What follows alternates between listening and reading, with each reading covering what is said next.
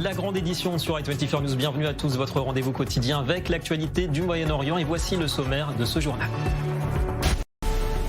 Et si la prochaine guerre Israël-Iran débutait sans déclaration, dissimulée derrière un simple exercice militaire, Israël alerte Washington.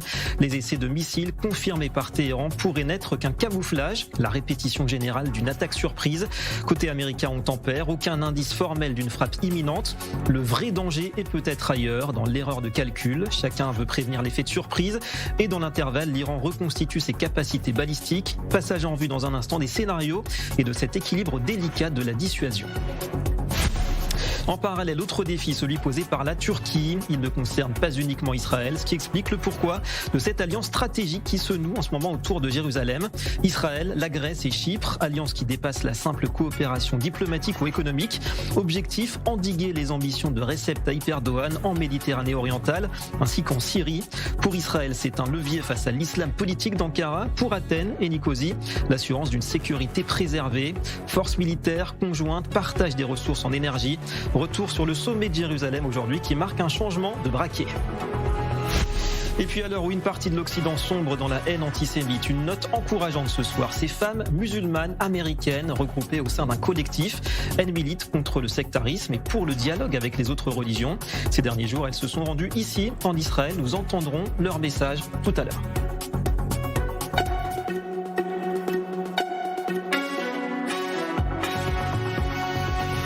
Et voilà pour les titres. Bonsoir à tous. Depuis son indépendance et encore plus depuis le traumatisme du 7 octobre, Israël refuse le bénéfice du doute. Chaque manœuvre, chaque mouvement de l'ennemi devient une alerte, un signal à décrypter. Et c'est dans cette logique que Jérusalem entend donc prévenir tout effet de surprise de la part de l'Iran, ce qui explique pourquoi les manœuvres militaires de Téhéran ces jours-ci font planer le risque d'un nouvel affrontement. Faisons le point tout d'abord avec Sarah Seban. Officiellement, c'est un simple exercice militaire. Officieusement, peut-être une attaque surprise contre Israël. Les services de renseignement israéliens ont récemment averti les États-Unis que le corps des gardiens de la révolution en Iran pourrait utiliser un exercice militaire pour attaquer le pays. Une manœuvre en cours, puisque des missiles balistiques ont déjà été tirés selon le média d'État iranien. Téhéran, qui a perdu beaucoup de sa capacité de frappe durant la guerre des 12 jours, aurait depuis tenté de reconstituer son arsenal. Le régime des Mollahs, qui continue de menacer Israël. La poursuite des crimes du régime sioniste, ses attaques incessantes contre la Syrie et les efforts déployés par ce régime et ses soutiens pour transformer la Syrie en un État failli et fragmenté créent un terreau fertile pour le développement du terrorisme. Par conséquent, le régime sioniste, les États-Unis et tous ceux qui, de manière irresponsable et sans mesurer les conséquences de leurs actes, se sont engagés sur la voie du soutien au terrorisme et à Daesh, doivent être tenus pleinement responsables de la situation actuelle. Israël, sur ses gardes depuis l'attaque du 7 octobre 2023, ne veut prendre aucun risque, le seuil de tolérance face aux menaces potentielles ayant considérablement baissé. Les chances d'une attaque iranienne sont inférieures à 50%, mais nul n'est prêt à prendre le risque et à dire qu'il ne s'agit que d'un exercice. Les États-Unis, de leur côté, n'auraient détecté aucun signe d'une attaque iranienne imminente. Selon le média Axios, Eyal Zamir, le chef d'état-major de Tsahal, se serait entretenu avec le commandement central américain ce dimanche à Tel Aviv. Axios qui souligne que le risque principal serait une escalade du conflit suite à des erreurs d'appréciation incombées à Israël ou à l'Iran. Chacun des deux camps pourrait lancer une attaque préventive et donc déclencher une nouvelle guerre. Et d'où ce sentiment d'une tension sans doute au plus haut depuis juin dernier. Deux invités avec nous ce soir, Stéphane Goldin, bonsoir et merci, reporter et analyste i24 News, et Jonathan Sayé qui est en duplex depuis Washington avec nous, merci à vous. Vous êtes analyste spécialiste de l'Iran à la FDD. Stéphane Goldin, d'abord la question quelque part n'est pas si, mais quand aura lieu, vous pensez, la prochaine guerre, le prochain round, Israël-Iran? Écoutez, il y aura un prochain round tout simplement parce que le travail n'a pas été terminé et on voit très bien que concrètement, l'Iran continue à vouloir constituer sa capacité balistique.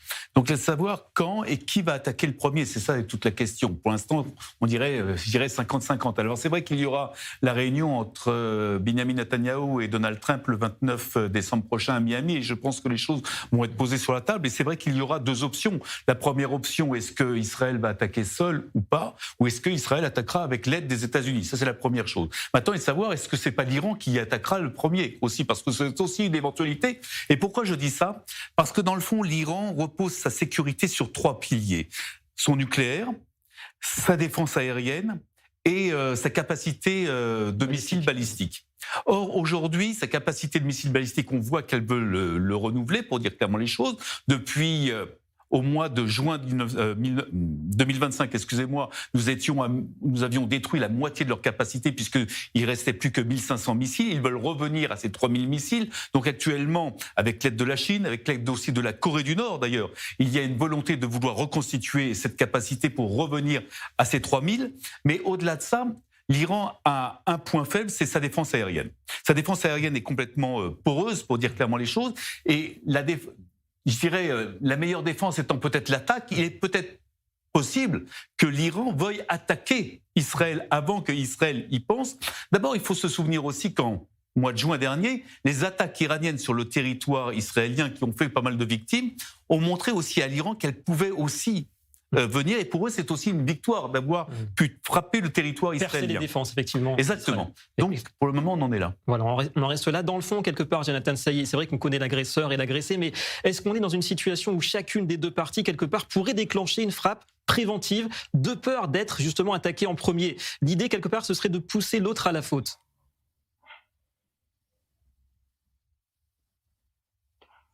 Du point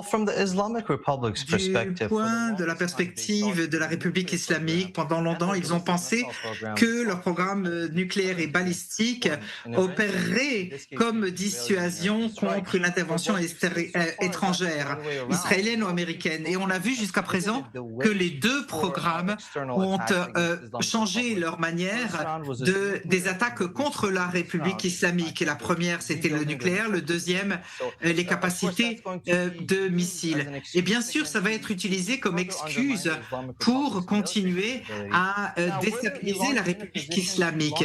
Et si Israël est capable de lancer une attaque préventive, non seulement ils n'ont pas les possibilités, ils n'ont pas de défense aérienne, mais en plus à l'intérieur, ils ont des problèmes très sérieux et la première vague d'attaque d'Israël a été extrêmement difficile. Leur économie est en train de s'effondrer et donc ça n'a fait qu'exaspérer un régime qui est faiblissant et donc ça n'est pas dans leur intérêt. Mais encore une fois, la République islamique ne tire pas les leçons de ses erreurs et n'est pas toujours rationnelle. Alors c'est ça le problème, c'est que c'est pas forcément dans l'intérêt, Stéphane, de l'Iran d'attaquer, mais c'est pas un acteur rationnel. On oublie souvent, on est face à un régime fondamentaliste. Est-ce que vous pensez que l'Iran est capable de surprendre justement Israël ?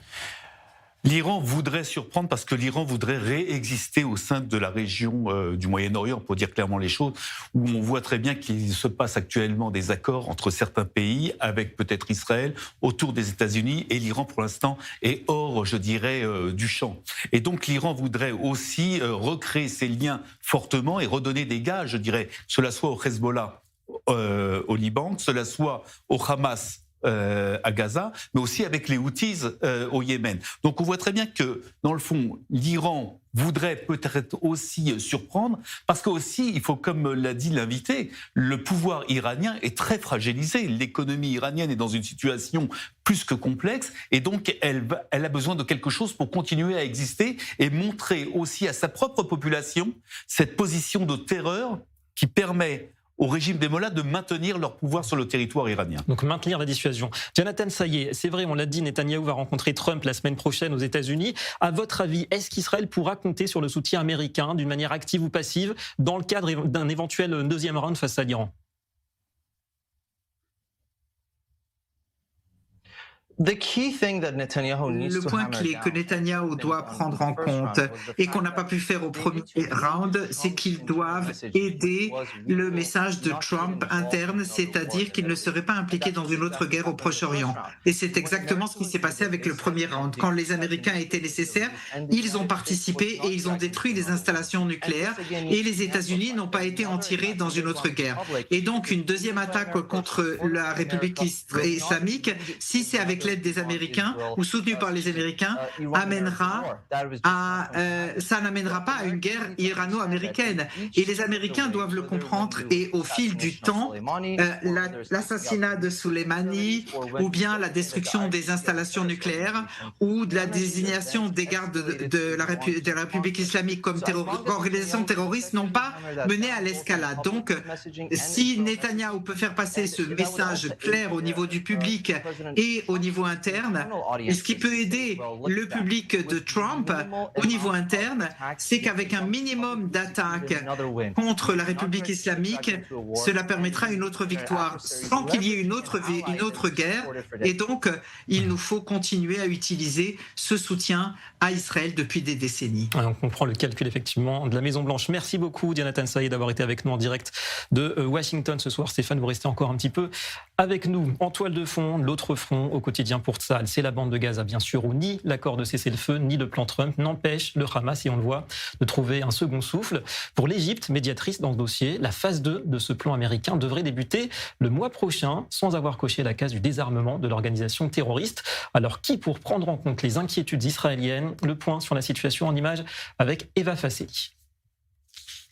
La force internationale à Gaza ne sera pas chargée de désarmer le Hamas. C'est en tout cas ce qu'affirment des sources égyptiennes au journal Al-Akhbar. Selon le média libanais affilié au Hezbollah, les discussions avec de hauts responsables américains ces derniers jours ont permis d'aboutir à un accord préliminaire à ce sujet. Un mécanisme palestinien serait à l'étude pour collecter des armes du Hamas selon les termes du plan Trump. Certaines propositions évoquent un gel des armes sur 5 à 10 ans. Le ministre des Affaires étrangères égyptien Badr Abdelhabsi a déclaré que l'Égypte était pleinement impliquée dans des pourparlers en cours sur la deuxième phase du plan de paix. Elle devrait même, selon le ministre égyptien, débuter dès le mois de janvier. Selon un responsable égyptien, Benyamin Netanyahou attend une décision américaine, probablement déjà prise. Mais le Premier ministre israélien n'en sera informé qu'au cours de sa visite aux États-Unis la semaine prochaine. Selon le Caire, Israël cherche à gagner du temps car Benyamin Netanyahou redoute que la phase 2 ne remette en cause son image politique. Diar Ashwan, un responsable égyptien, souligne: Israël veut donner l'impression d'une victoire totale à Gaza, alors que la réalité est bien différente. Ces affirmations sont largement exagérées et ne reflètent pas la situation sur le terrain. La Turquie s'attend également à ce que la deuxième phase du plan de cessez-le-feu à Gaza porté par le président américain Donald Trump débute au début de l'année 2026, a indiqué le ministre turc des Affaires étrangères Hakan Fidan. La position israélienne reste très ferme. Tant que le dernier corps d'otage ne sera pas restitué, il n'y aura pas de seconde phase. Ran Gvili, 24 ans, est le dernier otage encore aux mains des terroristes à Gaza. Israël a pourtant fourni au Hamas il y a quelques jours la liste des terroristes détenant des informations clés sur l'endroit précis où Ran Gvili est enterré. Et le Hamas qui n'a donc pas tenu ses engagements sur les otages. Stéphane Goldin, 2 questions en une. Est-ce que la phase 2 d'abord de l'accord n'est qu'une illusion? Et est-ce que, au vu de l'attitude de l'Égypte en ce moment, l'accord de paix israélo-égyptien serait en péril quelque part? Écoutez, la phase 2, pour l'instant, est une illusion pour Israël, en tout cas pour les forces de défense israéliennes, compte tenu que la phase 1 n'a pas été jusqu'au bout. Comme vous l'avez rappelé, il y a toujours un otage aux mains du Hamas.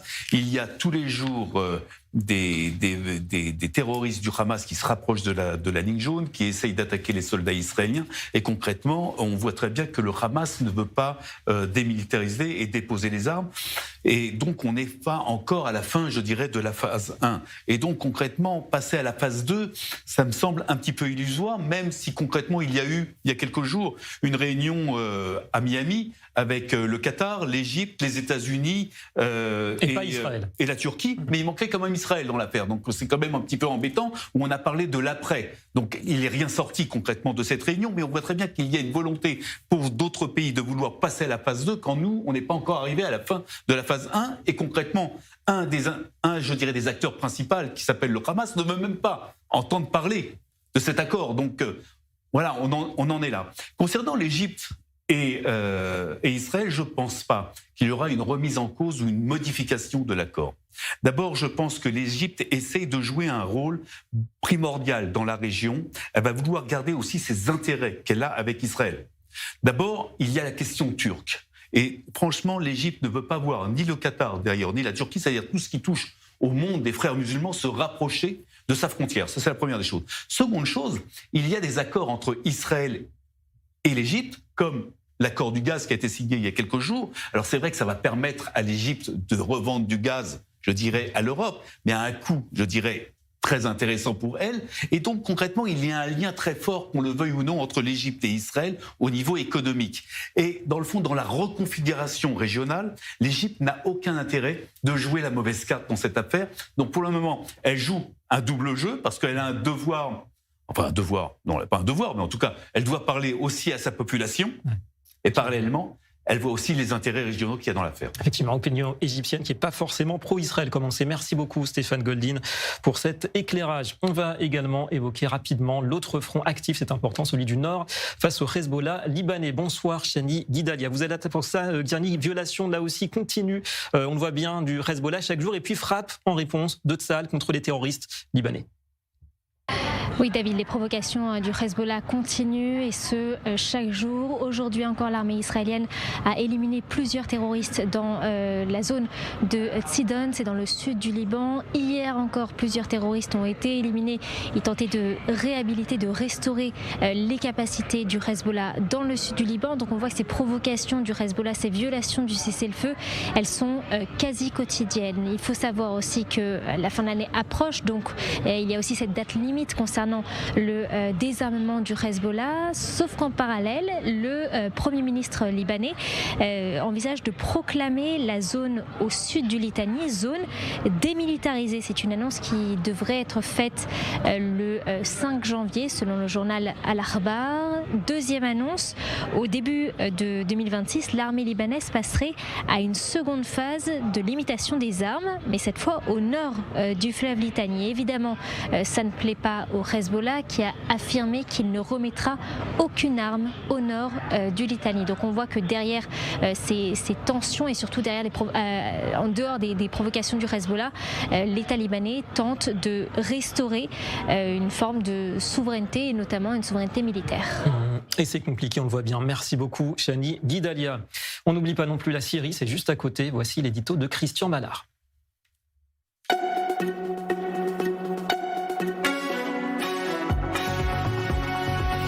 Alors la Syrie où les États-Unis tentent de faire le tri entre les djihadistes de Daesh et ceux qui ont pris le pouvoir à Damas autour d'Al-Shara. 3 Américains, on le rappelle, tués la semaine dernière dans ce pays et les représailles de Washington qui sont en cours dès lors. Merci beaucoup Christian Ballard d'être avec nous depuis Paris, notre consultant diplomatique dans nos studios. Christian, terrain miné pour les USA, confiance totale d'après vous ou limitée vis-à-vis du régime d'Al-Shara? L'Occident, les États-Unis en tête, sont, permettez-moi l'expression, indécrottables, voire irresponsables. Ils ne savent pas tirer les leçons de l'histoire. Souvenez-vous, en 1979, Jimmy Carter et Valéry Giscard d'Estaing ont décidé de jouer l'ayatollah Khomeini, qu'ils ne connaissaient pas suffisamment, face à feu le Shah d'Iran, Mohammad Reza Pahlavi. Aujourd'hui, les Occidentaux commettent le même type d'erreur en soutenant Mohamed Al-Shara, qui a du mal à se défaire de son image de djihadiste, ancien membre de Daesh. Le dernier attentat anti-américain en date, du 13 décembre dernier, devrait inciter à plus de lucidité sur l'origine des assaillants, c'est-à-dire soit les nouveaux membres de l'appareil sécuritaire de Mohamed Al-Shara, soit des membres de l'État islamique. En dépit de leurs différentes rhétoriques, les groupes djihadistes syriens ont en commun le partage de l'islam radical, le rejet du pluralisme religieux et un sentiment anti-occidental très développé. Ignorer ce fait, en légitimant la puissance djihadiste, menace la stabilité de la Syrie. Il menace aussi la sécurité d'Israël et celle des Occidentaux dans la région. Il serait faux de parler de djihadistes intégrés, modérés et transformés. Il y a une évolution du djihadisme global. Dans les années 80, souvenez-vous aussi, les Moudjahidines étaient des partenaires des États-Unis contre la Russie en Afghanistan. Voilà qui prouve que les alliances peuvent se faire et se défaire au gré des événements. Et j'ai envie de vous dire, c'est de bonne guerre. L'édito de Christian Ballard, merci beaucoup Christian, depuis nos studios parisiens. Allez, on y vient. Le temps fort diplomatique et stratégique du jour. Cela se déroulait à Jérusalem, sommet entre les dirigeants israéliens, grecs et chypriotes. Une alliance dirigée contre les ambitions notamment de la Turquie. On va se rendre tout de suite dans la capitale avec vous, Déborah Benayoun, notre envoyée spéciale. Bonsoir Déborah, un sommet tripartite donc. La Turquie dans le viseur et pas mal d'intérêts communs. Quel était le programme et le bilan ? Bonsoir David. Effectivement, ce sommet tripartite qui vient donc de se terminer entre la Grèce, Israël et Chypre, c'était juste ici derrière moi, dans cet hôtel du centre de Jérusalem. On sait que les trois pays entretiennent des relations étroites depuis environ une quinzaine d'années. Tous trois ont insisté sur l'importance de renforcer leur partenariat stratégique, notamment sur le plan sécuritaire, mais aussi technologique. Ils ont souligné que la menace était réelle. On sait qu'il y a évidemment un pays au cœur de leurs préoccupations à tous les trois. Il s'agit de la Turquie. Et il n'hésite d'ailleurs pas à le montrer, même s'il ne le mentionne pas explicitement. Par exemple, le Premier ministre israélien a dit lors du point presse à ceux qui imaginent pouvoir établir des empires et contrôler nos pays, je dis que cela n'arrivera pas. Alors il faut comprendre en fait que les trois pays ont leur propre sujet de préoccupation en ce qui concerne la Turquie, mais l'objectif, c'est de construire un axe régional pour contrebalancer les ambitions géopolitiques de la Turquie. On sait que côté israélien, il y a aussi tout cet enjeu autour de la participation de la Turquie à la force internationale pour la reconstruction de Gaza. Israël s'y oppose catégoriquement. Et puis, Jérusalem veut aussi contrecarrer l'influence de la Turquie en Syrie, en particulier après la chute du régime de Bachar Assad. Du côté de la Grèce et de Chypre, il y a aussi des mauvaises relations avec la Turquie, notamment en ce qui concerne la fameuse doctrine de Recep Tayyip Erdogan, dite de la patrie bleue. Donc, il s'inquiète évidemment de toutes ces conséquences. Et donc, cette alliance, elle vise aussi, cette alliance avec Israël, elle vise aussi à contrer ce qui s'apparente à une menace pour Nicosie et Athènes. Et donc, on voit bien ici qu'il y a des intérêts communs entre ces trois pays. Ouais, assez évident. Il y a aussi, Déborah, des accords commerciaux sans doute importants qui sont en jeu. Oui, et notamment dans le domaine de la défense et de la sécurité, puisqu'il y aurait des négociations importantes pour négocier un contrat d'environ 3,5 milliards de dollars en matière de défense aérienne, puisque la Grèce, c'est toujours pareil, elle s'inquiète des incursions de la Turquie dans son espace aérien, et donc elle serait en passe d'acquérir plusieurs systèmes israéliens, notamment le système Spider, c'est pour la courte et la moyenne portée, ou encore il y a aussi la Fronde de David, ce sont des systèmes qui remplaceraient les systèmes américains et russes qui sont devenus désormais obsolètes. Il y a aussi un autre contrat en jeu puisque le Parlement grec a approuvé il y a 2 semaines l'acquisition de 36 lance-roquettes Elbit pour 650 millions d'euros. Et puis il faut rappeler aussi que peu avant ce sommet d'aujourd'hui, il y avait des informations qui circulaient en ce qui concerne une possible alliance, une force d'intervention rapide qui serait mise en place entre les trois pays, qui serait composée d'unités militaires de chaque pays en Méditerranée orientale. Alors ces informations, elles ont été rapidement démenties, mais on sent bien que cette alliance, elle se renforce et le sujet évidemment est brûlant. À suivre de près. Déborah Benayoun en direct de Jérusalem pour ce sommet donc tripartite au David Citadel aux portes de la vieille ville, des murailles de la vieille ville. Merci beaucoup Déborah. Allons un peu plus loin avec notre invité ce soir.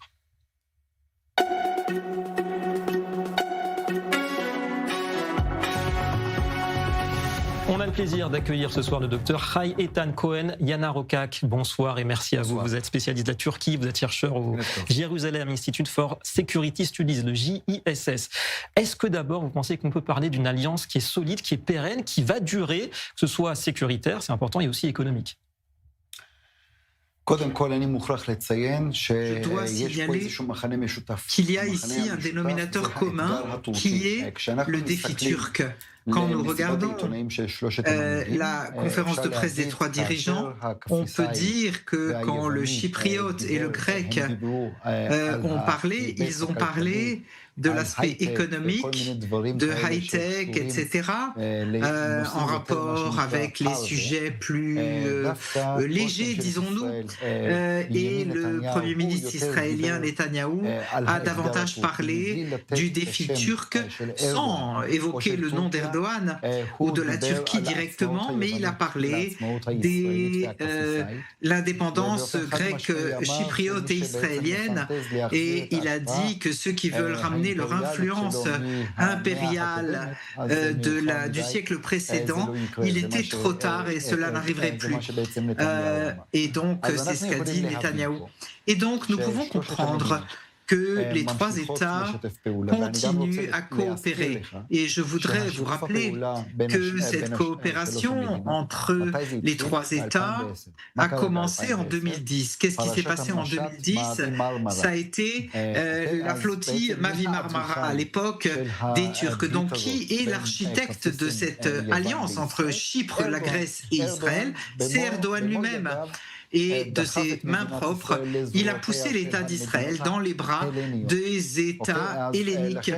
Et donc, nous avons ici beaucoup de choses en commun, l'économie, on peut dire aussi, pendant la dernière guerre contre l'Iran, nous avons vu comment les avions israéliens ont été en Grèce et comment les citoyens israéliens se sont rendus à Chypre. Bref, il y a beaucoup à faire ici. Alors c'est ça important, ce message, vous le disiez ce soir, de Netanyahou à Erdogan. Ceux qui fantasment sur le retour de leurs empires n'y parviendront pas. La cible, vous le dites, c'est clairement la Turquie. Mais si jamais il y a une alternance en Turquie, Erdogan qui quitte le pouvoir, est-ce que cette alliance a d'autres raisons d'être quelque part pour vous?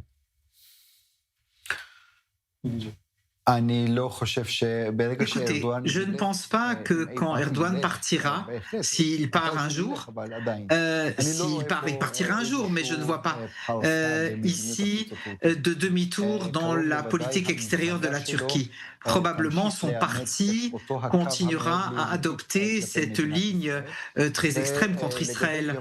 Et en ce qui concerne la Turquie, la Grèce et Chypre, nous savons qu'il y a là une compétition historique entre la Grèce et la Turquie et prenons en considération que depuis 1974 nous avons l'affaire chypriote où la Turquie est l'occupant du nord de Chypre et tant qu'il n'y aura pas de solution à cette question épineuse, nous ne verrons pas ici de changement dans la politique extérieure turque prochainement en tout cas. Un dernier mot très rapide. Israël, on le sait, apporte le gaz et la force militaire. Que reçoit Israël en échange? Est-ce que ça pourrait être, en quelques mots, des avantages diplomatiques, par exemple?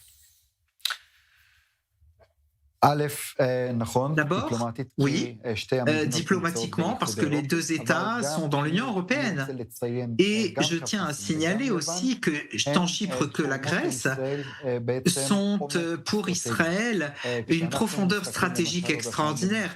Quand nous regardons encore une fois la guerre contre l'Iran, tout ce qui était le carburant dans les cieux, ça s'est fait, et tout ça s'est entraîné dans les cieux grecs, à l'est du bassin méditerranéen, à Chypre, avec les forces commando israéliens qui se sont entraînés pour se préparer à combattre dans la topographie montagneuse du Liban. Ils se sont entraînés à Chypre aussi. Bref, ces deux États sont vitaux pour la sécurité d'Israël. Fondamental en effet, cette profondeur stratégique. Merci beaucoup à vous, Dr Hayetan Cohen, Yana Rokak, d'avoir été avec nous ce soir. Merci à Gisèle Abazon pour la traduction. Et justement, on poursuit notre dossier de la semaine qui nous permet de cerner les tensions et les alliances au Moyen-Orient. Côté face, la face énergétique.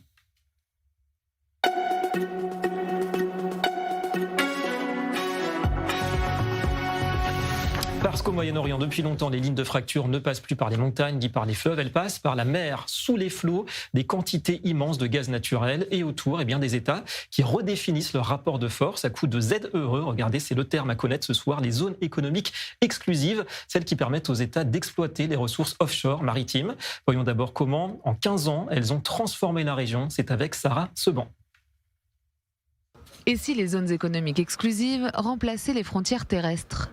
Dans un Moyen-Orient sous tension, le gaz change la donne et se joue de la géographie du conflit. Ces 15 dernières années, des découvertes majeures ont bouleversé la région. 2009, le gisement Tamar. Il permet à Israël d'accéder à l'autosuffisance énergétique. L'année suivante, c'est une découverte hors norme, le gisement Léviathan. Il transforme Israël en puissance exportatrice, notamment au profit de ses voisins, Jordanie et Égypte. Enfin, en 2015, le groupe italien Eni découvre le gisement de Zohr au large de l'Égypte. On parle ici du plus grand gisement de gaz jamais découvert en Méditerranée. Il permet à l'Égypte de devenir autosuffisante et de se positionner comme hub gazier régional grâce à ses usines de liquéfaction. Résultat, une Méditerranée orientale qui concentre plus de 2000 milliards de mètres cubes de réserves prouvées, suffisant pour attirer les convoitises, mais pas assez pour calmer les rivalités. Autre frontière conflictuelle, Israël-Liban. Pendant des années, les deux pays s'opposent sur 860 km² de ZEE contestés. Au cœur du litige, Karish, côté israélien, entré en production en 2022, et Cana, côté libanais, encore inexploité. L'accord maritime signé en octobre 2022, sous médiation américaine, est historique. Pas de normalisation politique, mais un compromis énergétique. Objectif commun, éviter l'escalade et monétiser le sous-sol. La frontière maritime symbolise alors un cessez-le-feu juridique, mais non une paix durable. Autre zone économique exclusive, la dynamique Turquie, Grèce, Chypre, Égypte. Ici, la tension est structurelle. La Turquie refuse de reconnaître la ZEE de Chypre et déploie régulièrement des navires de forage et des escortes militaires. Face à elle, la Grèce, Chypre, l'Égypte et Israël. Tous les quatre réunis dans le Forum du gaz de la Méditerranée orientale. Deux visions s'opposent alors. D'un côté, Ankara, qui veut briser son isolement énergétique. De l'autre, un bloc régional soudé, qui verrouille routes, contrats et pipelines. Ici, le gaz est plus qu'une ressource. C'est un instrument de souveraineté et d'influence. Et l'Europe dans tout ça ? Depuis la guerre en Ukraine, l'Union européenne cherche des alternatives au gaz russe. D'où l'intérêt de Bruxelles pour les nouvelles routes du gaz, reliant le Proche-Orient au sud du vieux continent. Mais la Méditerranée orientale ne peut couvrir qu'une fraction limitée des besoins européens. Elle compte surtout comme levier stratégique, pas vraiment comme solution miracle. En Méditerranée orientale, le gaz peut donc rapprocher, mais il fige surtout les lignes de tension. Quand la mer devient frontière, chaque plateforme d'exploitation se transforme en poste avancé. Alors ici, l'énergie pouvait jouer un rôle allant au-delà de cette fonction de retarder les guerres. Eh bien, une experte avec nous ce soir pour répondre à cette question. Bonsoir, docteur Gina Cohen, et merci à vous. Vous êtes experte sur des questions de gaz naturel et de géopolitique. Avant d'évoquer le potentiel du gaz comme pacificateur éventuel, parlons peut-être des tensions qu'il génère, ce gaz. Est-ce que cette énergie peut devenir, d'après vous, ou devient déjà quelque part l'un des principaux facteurs de tension sérieuse en Méditerranée orientale ? Je pense que ça a une possibilité d'aider, ça a une possibilité de causer des tensions. Pour l'instant, ça aide entre les relations entre Israël et la Jordanie, Israël et l'Égypte. Mais il y a aussi des possibilités de tensions entre même Israël et l'Égypte parce que la dépendance entre ces deux pays est tellement grande du façon de gaz que ça peut causer des problèmes.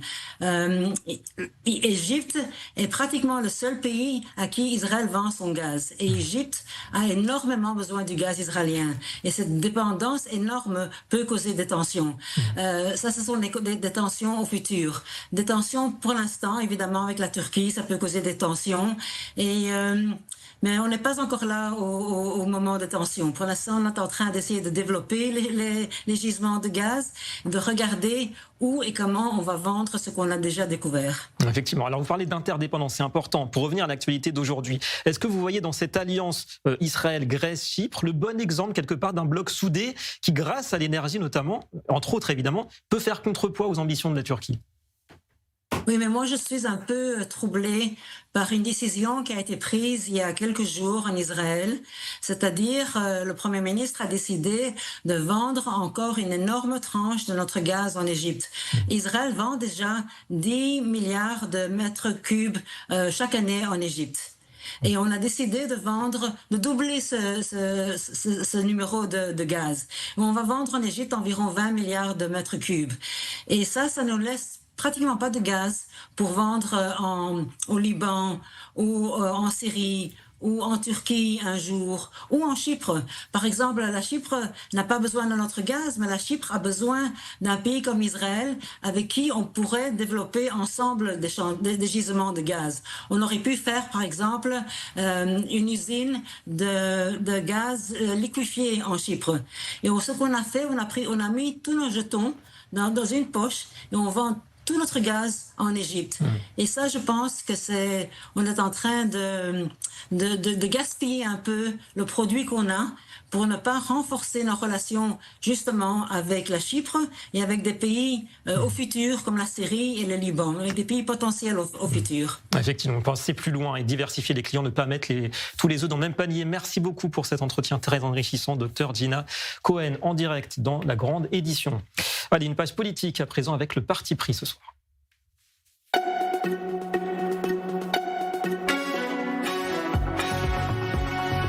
Et ce soir, c'est Dror Aven-Sapir qui va s'y coller. Bonsoir Dror, notre analyse politique.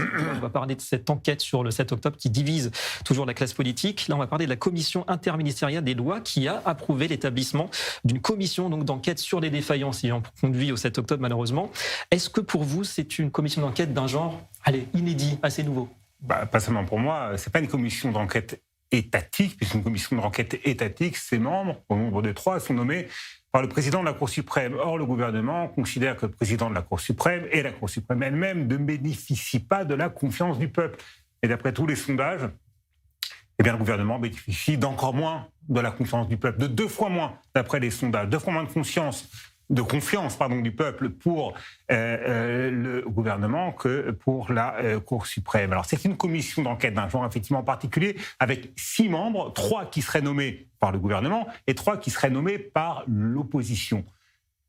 Et si il n'y a pas d'accord sur l'identité des membres de cette commission, c'est le président de la Knesset qui les nommera. Le président de la Knesset, Amir Ohana, c'est un membre du Likoud, c'est un proche de Binyamin Netanyahou, donc c'est le gouvernement, donc c'est Binyamin Netanyahou qui devrait nommer les membres de cette commission d'enquête. Bien évidemment, l'opposition refuse de participer à cette commission d'enquête d'un genre nouveau et inédit. D'ailleurs, une commission d'enquête de 6 membres, 3 de l'opposition, 3 de la majorité, ça signifie une paralysie quasiment assurée. Impossibilité de parvenir à des conclusions. Passons. Ce principe d'une commission d'enquête nommée par l'opposition et par le gouvernement à part égale, c'est le principe d'une commission d'enquête politisée et dont la politisation est assumée par le gouvernement. D'ailleurs, le Premier ministre a dit qu'il fallait enquêter sur les accords d'Oslo des années 90, sur le démantèlement des implantations de la bande de Gaza, le désengagement de la bande de Gaza en 2005, sur le refus de certains réservistes de servir pendant le débat sur la réforme judiciaire il n'y a pas si longtemps. Donc, en fait, il cible des opposants, Binyamin Netanyahou. Donc ça renforce effectivement l'idée d'une politisation. Et dans ces conditions, il y a fort à parier, et c'est important, je finis là-dessus, que cette commission d'enquête, la loi sur cette commission d'enquête sera abolie, abrogée par la Cour suprême. Le gouvernement le sait, Binyamin Netanyahou le sait. Alors pourquoi insister sur cette commission d'enquête qui sera abrogée par la Cour suprême? C'est l'occasion de s'en prendre une fois de plus à la Cour suprême, à l'opposition, et de gagner du temps. Alors que faire toute la lumière sur les défaillances de la Cour suprême, sur les défaillances du 7 octobre, je me dépêche, c'est dans l'intérêt du gouvernement, c'est dans l'intérêt de l'opposition, c'est dans l'intérêt de toute la population. Voilà, chacun son tour pour le lapsus, en tout cas difficile d'échapper à la politisation effectivement de cette commission d'enquête. Merci beaucoup, Dror Aven-Sapir. Allez, beaucoup d'actu, très peu de temps, l'info chrono, top chrono.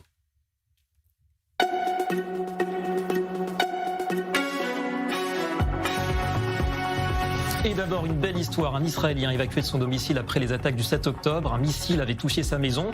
Depuis lors, situation économique dégradée. Et puis, 2 ans après les faits, vous le voyez, il vient de ressortir des bureaux de la Loterie nationale avec un chèque à 8 chiffres. 24 millions de shekels, près de 6,5 millions d'euros. Le programme pour lui désormais, anonymat, bijoux pour sa femme qui n'est pas au courant, une belle voiture, un voyage d'1 mois et puis un rêve personnel, prendre le large et devenir skipper. Et oui, une promesse, continuer à travailler, mais moins intensivement. Je suis pratiquant. Je mets des téfilines chaque jour et je sais que tout vient d'en haut, dit-il. Ma vie ne changera pas, elle sera peut-être un peu plus agréable et c'est tout ce qu'on lui souhaite. Je ne veux pas de sionistes dans mon pays. La scène se déroule cette fois à Istanbul. La mauvaise surprise d'un groupe de fidèles juifs se rendant à la synagogue Neve Shalom. Ils étaient venus allumer les bougies de Hanouka dimanche soir lorsque des individus brandissant des drapeaux palestiniens les ont agressés. Le groupe s'est rapidement retrouvé encerclé. C'est la police qui a dû intervenir pour empêcher les contacts physiques.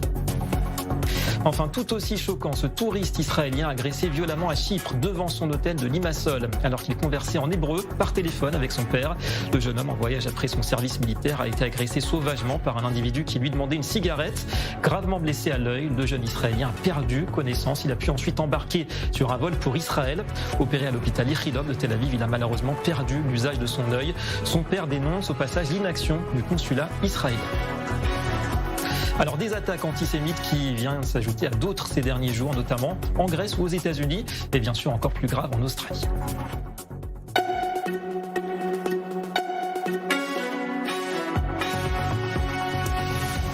Depuis l'attentat sanglant de Sydney, une enquête qui progresse toujours. De nouveaux détails révélés par l'acte d'accusation confirment l'idée d'une attaque préparée minutieusement.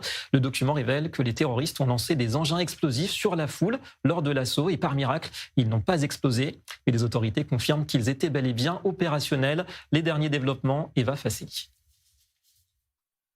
Entraînement dans le pays, vidéo visant les sionistes, la police australienne retrace le parcours des 2 terroristes de Bondi Beach. L'enquête révèle que le père indien de 50 ans et son fils, né en Australie, s'étaient préparés dans le pays. Ils ont tué 15 personnes et blessé plus de 40 personnes à Sydney ce dimanche 14 décembre. Une vidéo montre leur allégeance à Daesh. À mesure que l'enquête progresse, les autorités retracent le parcours et le profil des 2 terroristes. Selon la police, l'attentat était motivé par l'idéologie de l'État islamique. Le Premier ministre australien a présenté ses excuses ce lundi à la communauté juive australienne.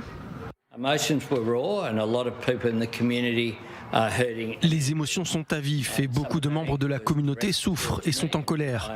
Une partie de cette colère est dirigée contre moi et je la comprends.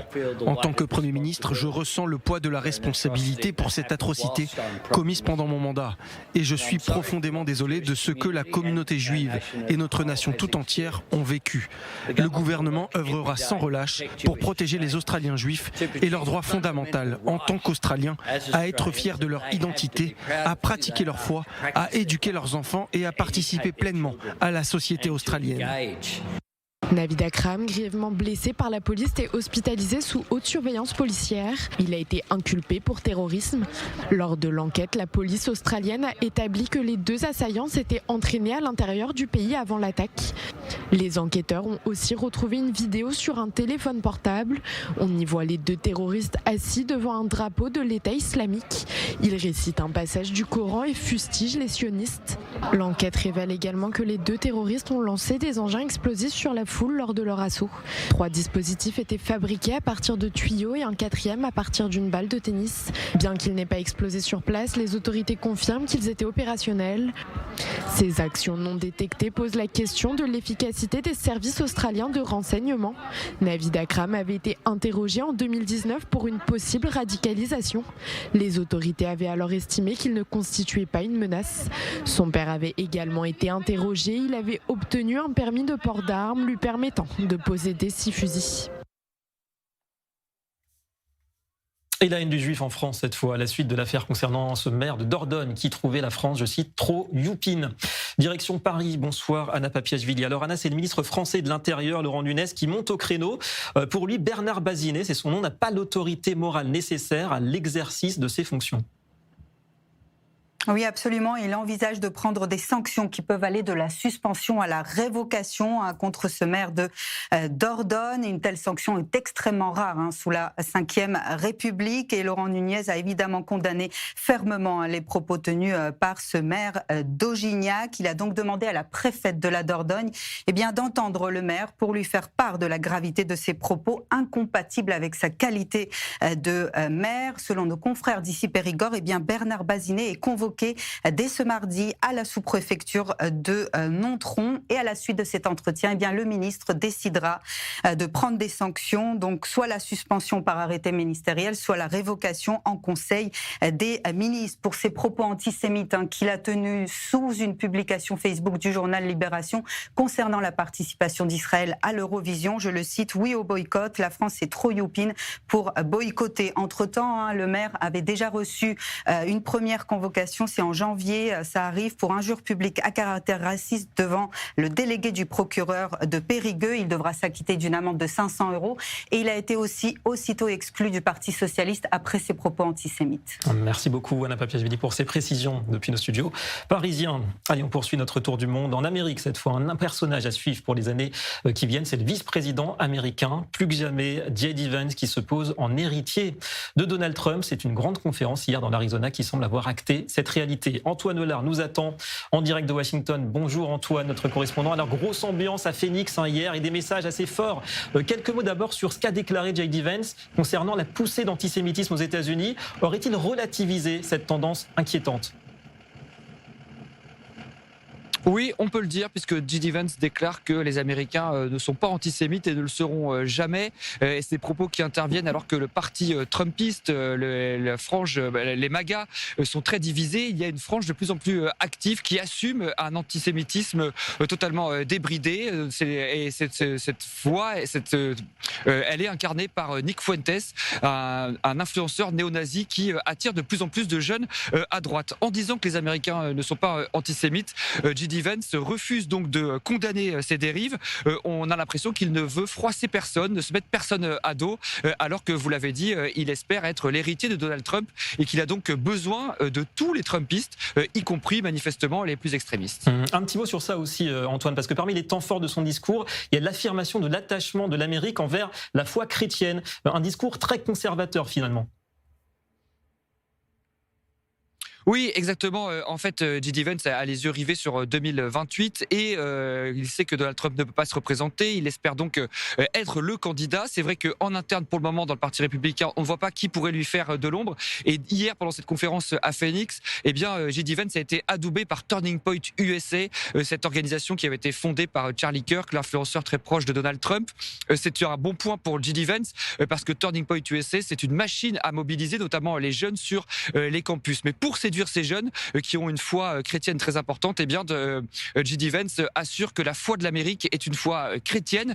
Et ça, évidemment, c'est une phrase qui ne passe pas inaperçue ici. Elle a choqué de nombreuses personnes, notamment les Juifs, les plus de 6 millions de Juifs qui vivent aux États-Unis. L'enjeu pour J.D. Vance, ça va être, dans les prochaines années, d'aller chercher des électeurs au-delà de la base trumpiste. Et ça, évidemment, ce sera plus compliqué pour lui. Effectivement, à suivre de près donc, cette progression de J.D. Vance. Merci beaucoup, Antoine Hollard, devant la Maison-Blanche à Washington.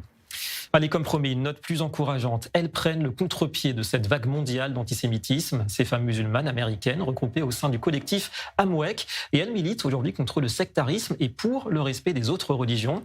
Ces derniers jours, elles se sont rendues ici, en Israël. On a le plaisir de recevoir ce soir Anila Ali. Bonsoir et merci. Ainsi, vous êtes présidente et directrice du Conseil américain pour l'autonomie des femmes musulmanes et multiconfessionnelles.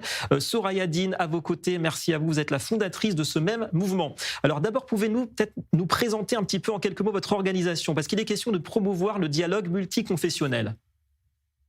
Hello everyone, I'm Anila Ali. I'm with the American Muslim Multi-Faith Women's. Bonjour à tous, je m'appelle Anila Ali. Je fais partie du Conseil américain pour l'autonomisation des femmes musulmanes multiconfessionnelles et avec nos partenaires israéliens, je lutte contre l'antisémitisme. Nous sommes ici avec une délégation de musulmans, de leaders musulmans de tous les États-Unis pour visiter ce beau pays et partager la joie de Hanouka. Ma collègue Soraya Dean va vous expliquer pourquoi nous sommes là et pourquoi c'est si important pour les musulmans de venir en Israël, de voir Israël de leurs propres yeux et de profiter de la liberté religieuse qui est pratiquée. Merci Anila. Bonjour, shalom à tous, joyeux Hanouka. On m'a dit que Tel Aviv signifie ancien et nouveau. Et c'est ce que nous sommes ici venus créer. Le risque d'antisémitisme aujourd'hui est très élevé. La haine est forte. J'ai l'impression qu'on est tous dans cette vallée. Mais il y a quelque chose de très fort dans cette vallée. C'est qu'on se soucie les uns des autres, on s'aime et on veut être unis dans la solidarité. Et comment atteindre le summum? C'est ce qu'on est venu explorer. Comment pouvons-nous retourner aux États-Unis et dire aux communautés là-bas que les Arabes et les Juifs vivent en harmonie? Comment pouvons-nous dire aux communautés qu'elles doivent s'opposer à l'antisémitisme? Comment pouvons-nous dire aux communautés là-bas que Hanouka, en cette période de l'année tout particulièrement, il faut savoir que c'est seulement à travers les fissures que la lumière pénètre et nous devons être cette lumière. Alors, vous êtes resté plusieurs jours ici en Israël. Racontez-nous ce que vous avez pu voir et vivre ici sur place.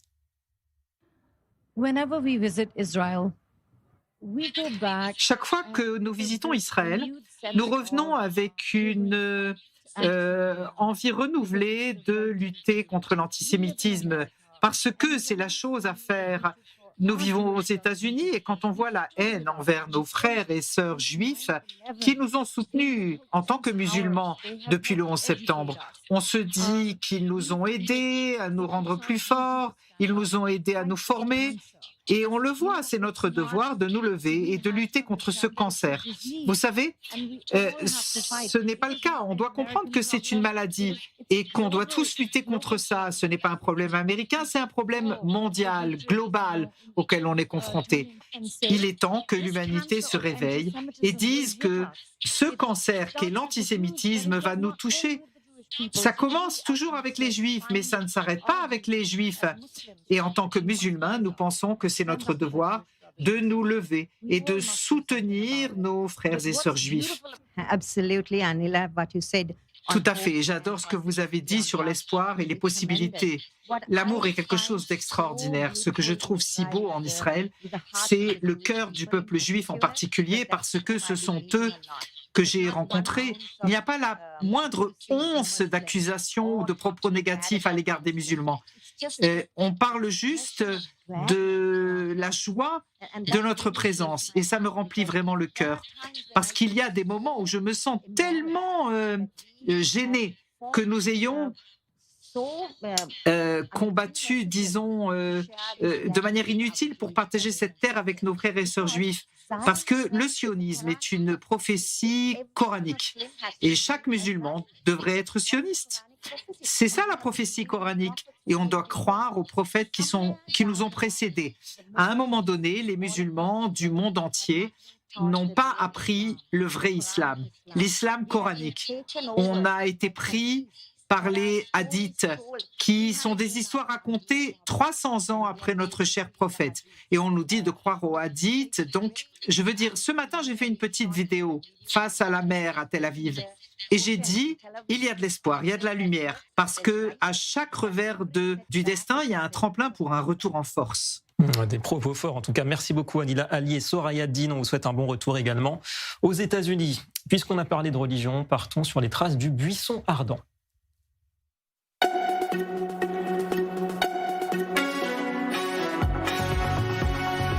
Immersion avec ce reportage dans le désert du Sinaï. L'événement est rare. La route biblique qui n'est ouverte qu'une fois par an et qui dévoile un phénomène naturel tout aussi rare. Au cœur du désert, vous allez le voir, les rayons du soleil qui viennent frapper une grotte dans les montagnes, offrant ainsi un spectacle unique qui rappelle à certains, pourquoi pas, le buisson ardent. Mystère, Jonathan Ravé avec Eric Fendler. רק ב-21 לדצמבר, ב-12 עד 12 וחצי, זהו. בואנה, תראה איזה מרגש להיות כאן באחד המקומות שפתוחים רק מספר ימים מצומצם בשנה. אחד הערים המפורסמים, האיקונים ביותר שלנו, כישראלים, כיהודים.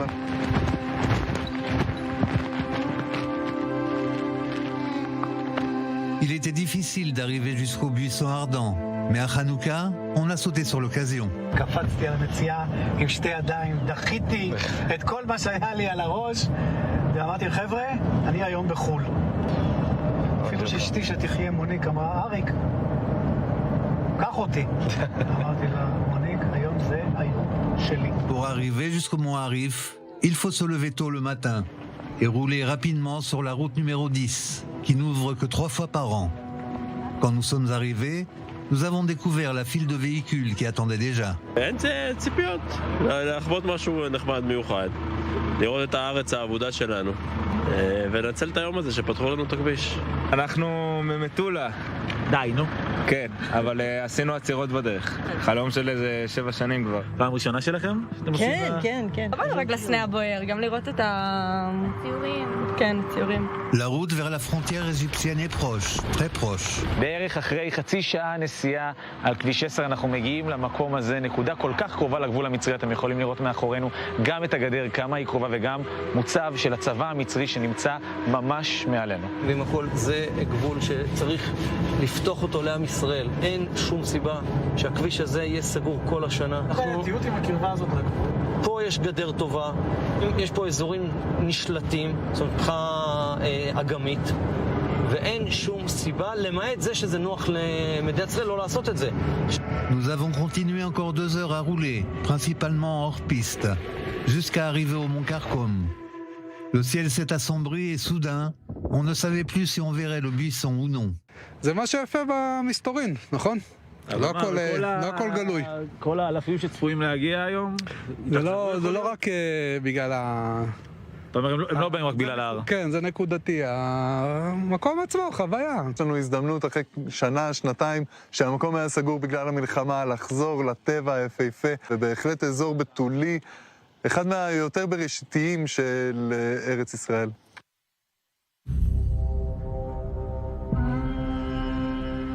התפזרו העננים, הגענו עוד שנייה לפני, והנה התוצאה. סנאוור. Il n'y a rien de cosmique dans ce phénomène. Juste un petit tunnel de pierre où le soleil frappe aux bons endroits. Mais la montagne a peut-être une autre histoire. כן, יש מקדשים ומזבחות ואתרי פולחן על ההר עצמו. וזה המקום היחידי בכל חצי האי סיני שיש ממצאים כאלה מתקופת הברונזה בכמות רבה מאוד. כתוצאה מהממצאים האלה הגענו למסקנה שזהו הר סיני. מהר סיני לקדש ברנע זה 10 ימים, קדש ברנע זה עין קודיריית, אנחנו יודעים איפה זה. אז זה לא מופרך שהר קרקום יכול להיות, אבל אנחנו יודעים להגיד שזה אחלה סיפור. הוותיקן סקרן, הוא לא מבטל את זה, אבל הוא עדיין לא הכריז על מיקום של הר סיני. מרשים מאוד, ממש, כן. תראה, להגיד לך שזה שווה את כל ההשקעה, כאילו, כל מה שעברנו עד לפה, את החור הזה, זה בסדר. אבל עדיין, אשליה אופטית מטורפת, אין ספק. אתה באמת חושב שהיית שם יציאת מצרים? שזה היה ההר? אני לא רוצה לעבור. למה? מה זה משנה אם זה הר סיני או לא הר סיני? זה מקום יפה, זה מחזה יפה, בדיוק. Nous ne saurons peut-être jamais si c'est ici vraiment que le peuple d'Israël a reçu la Torah. Mais une chose est sûre, pour tous ceux qui sont venus aujourd'hui, c'est la terre promise. Un décor incroyable en tout cas. Fin de ce journal, tout de suite ça se débat. Raphaël Hassine, restez avec nous, très bonne soirée sur i24.